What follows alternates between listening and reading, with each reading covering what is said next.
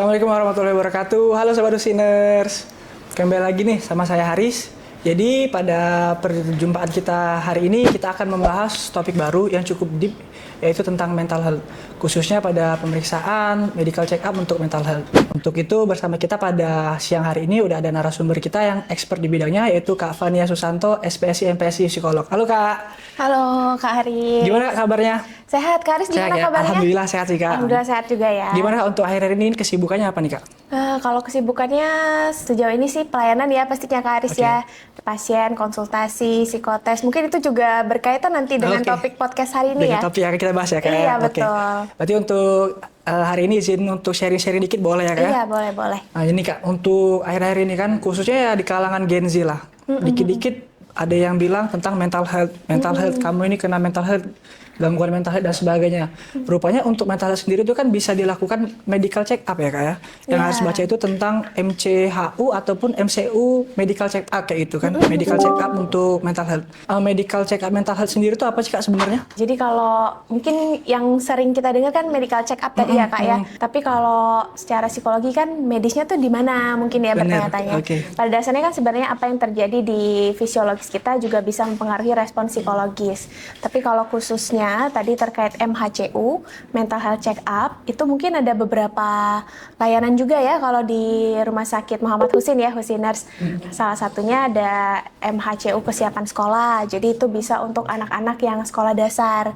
Jadi untuk mau masuk sekolah kan sekarang udah ada kriteria tertentu ya dari pemerintah ya Kak ya. Ada minimal umurnya berapa dan sebenarnya nanti nggak cuman tentang umur aja sih, tapi ada pemeriksaan lebih lanjut. Nanti kita bisa bahas itu juga. Terus ada MHCU penjurusan atau untuk karirnya nanti seperti apa. Jadi kuliah, karir, pekerjaan, sama ada tentang pranikah. Selain itu tadi yang Kak Haris bilang, kalau ada gangguan-gangguan, itu kan juga bisa ada layanan konsultasi ya di dalam paket MHCU itu tersendiri. Apa sih Kak manfaat kita melakukan MHCU itu Kak? Sebenarnya sama ya seperti MCU. Kalau MCU aja kita sempetin rutin gitu ya per tahun minimal 1 kali misalnya.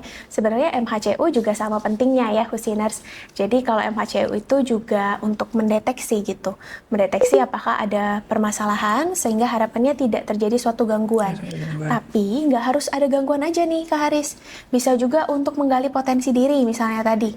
Karena untuk tahu kesiapan sekolah gitu kan, untuk penjurusan, karir. Jadi memang benar-benar rekomendasinya itu yang sesuai dengan kelebihan dari masing-masing individu itu gitu. Kalau untuk MHCU sendiri tuh Kak, itu biasanya yang dilakukan kayak gimana sih? Mungkin teman-teman Husiners bingung kan Kak, apa nanti dihipnotis apa gimana tuh? Biasanya gimana tuh Kak kalau MHCU?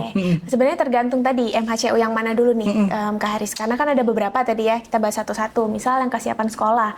Kalau yang kesiapan sekolah yang dibutuhin pasti ada psikotes. Psikotes itu tapi sebenarnya bukan hanya ngerjain soal anaknya tadi, karena kan untuk anak-anak ya kalau kesiapan sekolah, tapi juga nanti psikolog itu akan mengobservasi, kemudian juga nanti melihat dari prosesnya. Kan banyak yang ngerasa kalau udah bisa baca, udah bisa nulis, udah bisa sekolah. Ya, bener. Atau pernah nggak dulu Kak Haris yang kalau mau masuk sekolah tuh tinggi badan yang diukur, atau udah bisa pegang telinga yang sebelahnya belum gitu kan ya, macam-macam ya. Tapi sekarang tadi ada standarnya, yaitu dari psikotes itu bukan hanya melihat bisa baca atau tulis enggak. Tapi lebih dari itu, dilihat kapasitas emosionalnya gimana. Anaknya itu udah bisa duduk dengan tenang belum, bisa mandiri nggak, penyesuaiannya di lingkungan baru gimana. Kenapa itu penting, bukan cuma baca tulis. Karena tadi, kalau misalkan dia belum siap, padahal kan misal udah masih fase bermain misalnya gitu ya, belum siap untuk belajar, nanti nggak optimal, nggak fokus kan, potensinya nggak oke ya, ketika di sekolah kurang optimal jadinya. Itu yang pertama tadi Kak. Kalau yang kedua penjurusan, itu juga sama. Kadang kan ikut-ikutan teman, aku nggak mau jauh dari teman gitu kan, gitu ya. Tapi ini bukan cuma ikut-ikutan, tapi gimana caranya kita mempersiapkan diri bahwa ya aku tahu nih apa yang aku butuhkan, kapasitasku seperti apa, sehingga lebih optimal juga. Sama halnya juga tadi kan ada yang MHCU pranikah. Jadi itu konselingnya bisa individual, bisa pasangan juga.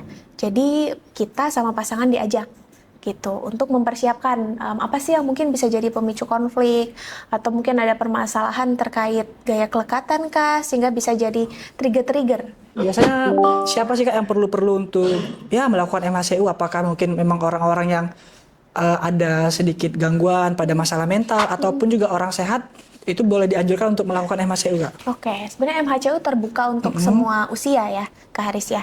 Kalau tadi misalnya anak-anak, kan ada juga tuh untuk melihat observasi terkait misalnya screening tumbuh kembangnya, itu juga bisa. Tapi kalau tadi misalnya kesiapan sekolah, untuk masuk sekolah SD, itu juga bisa. Artinya kan tadi ada anak-anak, remaja tadi penjurusan, terus untuk kuliahnya juga seperti apa, karirnya. Artinya tadi tidak terbatas usia, siapapun bisa dan tidak harus ada permasalahan berat dulu sih sebenarnya. Tapi kalau memang ada permasalahan berat yang mengganggu juga bisa gitu. Jadi bisa untuk keduanya ya. Oke. Untuk melakukan MHCU sendiri berarti di rumah sakit kita khususnya di Geraha Eksekutif ini udah bisa ya, Kak? Iya. Untuk jadwalnya itu biasanya di hari apa, Kak, kalau untuk jadwalnya? Kalau untuk pelayanan psikologi Rumah Sakit Muhammad Husin itu di Geraha ada Senin sampai Minggu. Kalau di rawat jalan kita juga buka Senin sampai Jumat gitu. Lalu nih, Kak, mungkin yang terakhir deh, apakah ada tips ataupun juga saran buat sobat-sobat Husiners sekalian nih, Kak?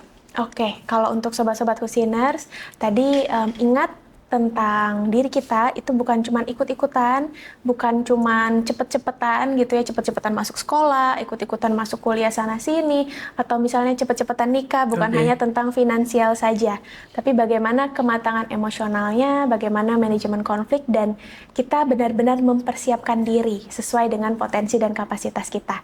Semoga buat teman-teman Husiners yang nanti membutuhkan bantuan psikologis bisa juga bergabung dan melakukan pelayanan di RSMH gitu ya. Kalau gitu mungkin itu saja ya, Kak, bincang-bincang kita pada hari ini. Semoga bisa bermanfaat buat sobat-sobat Husiners sekalian, khususnya yang menambah wawasan kita tentang ya mental health check up.